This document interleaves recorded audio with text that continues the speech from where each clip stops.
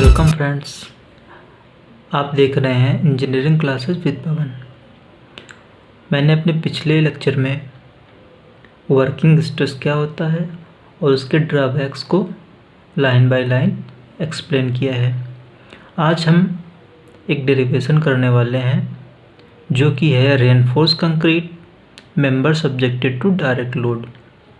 मतलब बेसिकली इस डेरिवेशन के द्वारा ये देखेंगे कि जो स्टील और कंक्रीट में किसकी जो स्ट्रेस जो होता है, किसका स्ट्रेस या किसकी जो इलास्टिसिटी किसकी ज़्यादा होती है, इसका पता लगाएंगे इसके द्वारा। तो जो कि ये जो इसका डेरिवेशन है ये न्यूमेरिकल के लिए भी बहुत इम्पोर्टेंट है और इसका डेरिवेशन यूनिवर्सिटी एग्ज़ाम के लिए भी इम्पोर्टेंट है। तो देखते हैं इसका डेरिवेशन क्या है। देखिए एक कॉलम बना है जिसमें देखिए रेनफोर्स और कंक्रीट को दिखाया गया है। देखिए जो ये पूरा फिल है उसको वो कंक्रीट है और ये जो बार्स टाइप में दिख रही हैं वो मेरी हैं वो क्या रेनफोर्समेंट इसमें किया गया है। इन दोनों के और इनके बीच की जो लेंथ है वो L रखी गई है और ऊपर से एक लोड W लग रहा है, जो कि ये जो लोड है जो ये रेनफोर्स पर स्टील पर जो लग रहा है ये WS है और जो कंक्रीट पर लग रहा है वो WC है। चूँकि तो यहाँ से हम एक ये भी निकाल सकते हैं कि कह सकते हैं ना W = WS + WC, इसको लिखा जा सकता है क्योंकि ये टोटल लोड W इन दोनों लोड्स के इक्वल है। तो देखिए पहले let us consider a reinforce concrete member of length L। देखिए एक रेनफोर्स कंक्रीट मेंबर कंसीडर किया जिसकी लेंथ L है। देखिए L है। फिर देखिए एरिया ऑफ द स्टील का जो एरिया है उसको कंसीडर किया गया है ASC से। एरिया ऑफ द कंक्रीट को AC से डिनोट किया गया है। फिर देखिए let WS and WC are the load component transmitted to steel and concrete.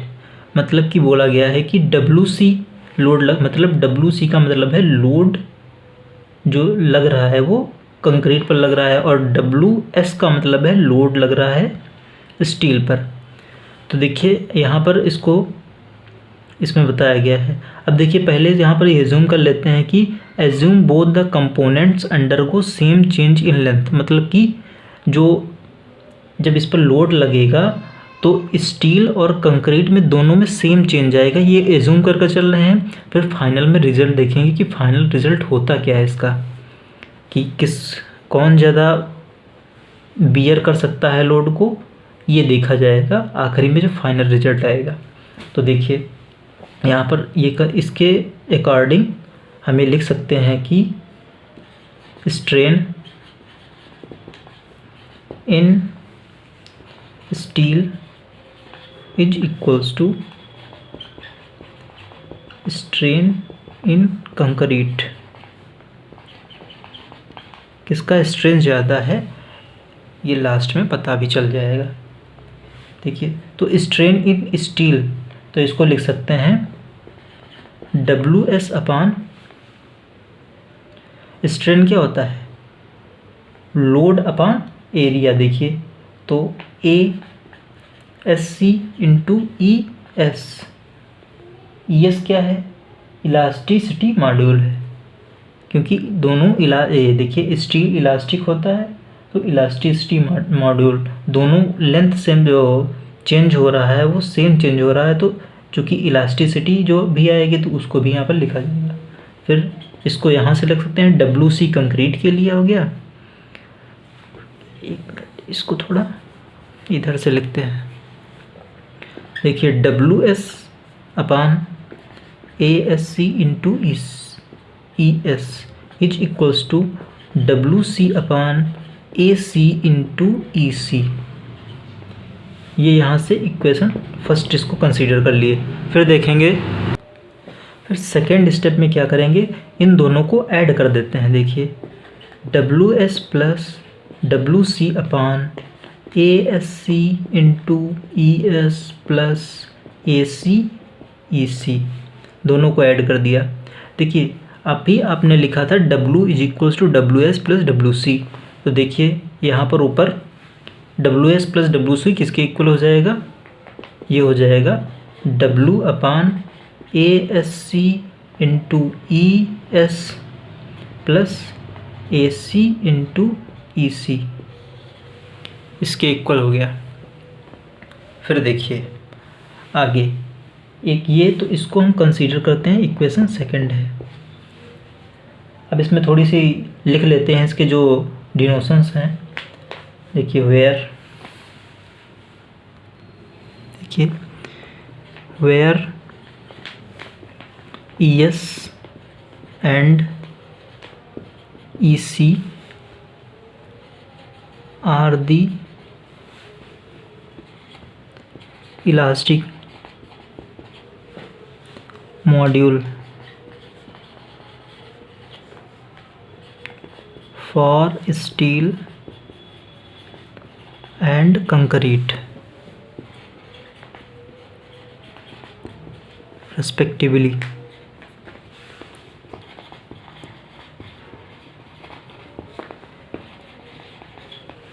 ये हो गया। फिर देखिए अब इक्वेशन फर्स्ट को लेते हैं और इसको थोड़ा सॉल्व कर लेंगे इक्वेशन फर्स्ट को लेकर के। From equation first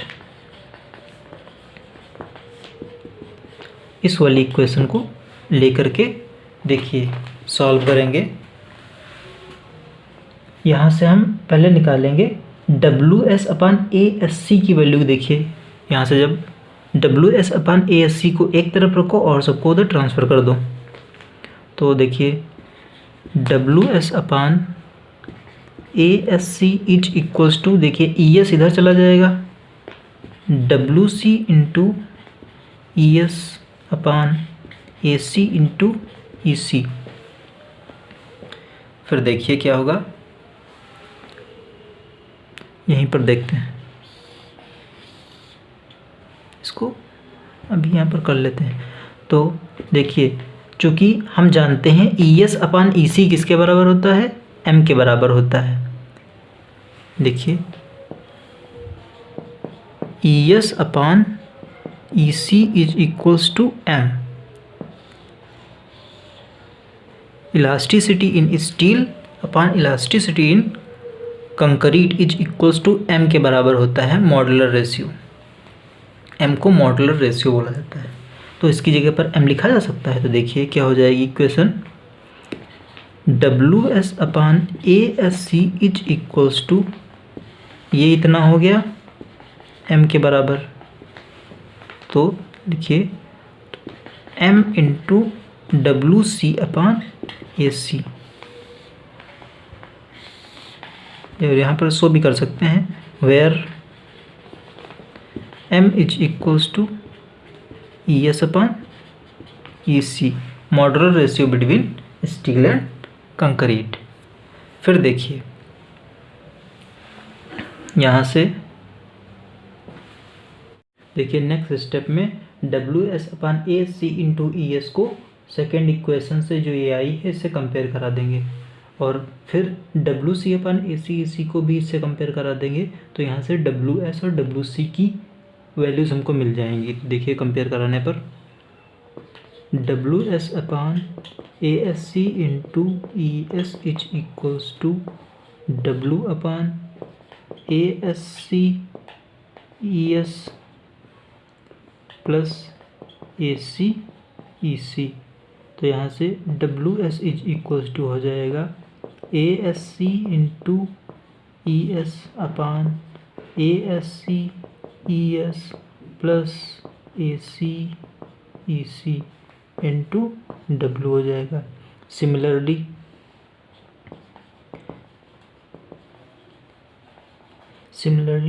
WC is equals to हो जाएगा AC EC upon ASC ES plus AC EC। फिर देखिए यहाँ से इंटू W हो जाएगा।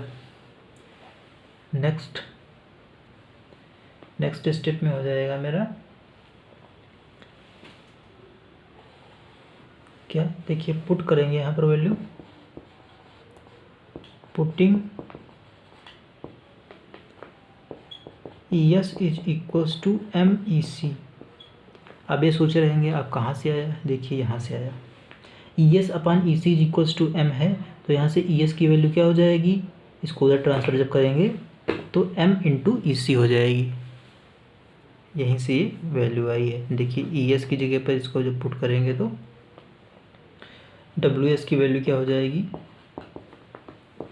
M इंटू ASC अपान ASC ES, सॉरी इसकी जगह पर भी तो हो जाएगा ये, तो यहाँ से हो जाएगा M ASC प्लस AC, और WC की वैल्यू हो जाएगी यहाँ से M AC अपान M ASC प्लस का AC। देखिए यहाँ पर डायरेक्ट वैल्यूज़ को पुट किया गया है। पहले हम इसमें अगर जो स्टेप बाय स्टेप करना चाहें तो ES की जगह पर MEC रखेंगे। तो देखिए ES की जगह पर MEC यहाँ पर भी रखा जाएगा, तो MEC जब रखे जाएगा तो EC को कॉमन लेकर वहाँ पर जब कैलकुलेशन करेंगे तो इतनी वैल्यूज़ आ जाएंगी। WS WC की वैल्यू होगी। फिर यहाँ पर हम सपोज कर लेंगे, suppose ASC is equals to AC is equals to A consider करेंगे, तब देखिए मेरी WS और WC की वैल्यूज़ क्या हो जाएंगी। तो WS इज इक्वल्स टू हो जाएगा M अपान M प्लस 1 इंटू W। यहाँ से देखिए ये हो जाएगा WS की वैल्यू, और तब WC की वैल्यू हो जाएगी 1 अपान M प्लस 1 इंटू W। देखिए अगर जो इसको करना चाहें तो यहाँ से कर भी सकते हैं आराम से। देखिए M into A upon M A into A। अब इसको जब ऊपर से कॉमन ले लीजिए, जब ऊपर से कॉमन लेंगे तो देखिए MA नहीं, A कॉमन ले लो ऊपर से A कॉमन लिया, नीचे से A कॉमन लिया, तो M अपान M प्लस 1, और इसके साथ W भी दिया है तो W भी दिया, ये कट जाएगा तो M अपान M प्लस 1 इंटू W, इतना ही आ गया। तो देखिए ऐसे ही जब कैलकुलेशन करेंगे तो जगह कम है तो हम यहाँ पर डायरेक्ट सीधा कर रहे हैं। देखिए WC का भी ऐसे हो जाएगा। देखिए M AC अपान M SC प्लस का AC। देखिए M इंटू देखिए यहाँ से WC इज इक्वल्स टू होता है AC EC अपान, यहाँ पर देखिए इस वाली इक्वेशन से देखिए AC EC upon ASC ES plus का AC EC। देखिए ऊपर से EC नीचे से EC कॉमन ले लेते हैं, तो EC ये दोनों कॉमन लेकर के कैंसिल कर देंगे तो बचेगा AC अपान ASC इंटू M, चूँकि इसके बटे में EC आ जाएगा M प्लस का AC। फिर देखिए AC को A लिया है, फिर यहाँ भी A हो जाएगा, यहाँ भी हो जाएगा, A जब जाकर के उधर कैंसिल हो जाएगा तो इतना ही बच जाएगा। फिर देखिए नेक्स्ट स्टेप में क्या करेंगे, WS और WC की वैल्यू इन टर्म्स में हमको मिल गई हैं। फिर देखिए अगर जो हम अब यहीं पर देखिए, अगर जो हम फॉर एग्जांपल अगर जो कंसीडर करते हैं कि M की वैल्यू अगर जो हम मान लेते हैं 18 है, suppose M is equals to 18, एक एग्जांपल मान लिया है यहाँ पर। तो देखिए M की वैल्यू जब 18 WS में रखेंगे तो देखिए कितना आ जाएगा, WS is equals to 18 upon M plus 1, मतलब 18 प्लस 1 19 इंटू W हो जाएगा। फिर WC की वैल्यू देखिए 1 अपान M की वैल्यू 18 प्लस 1 19 इंटू W हो जाएगा।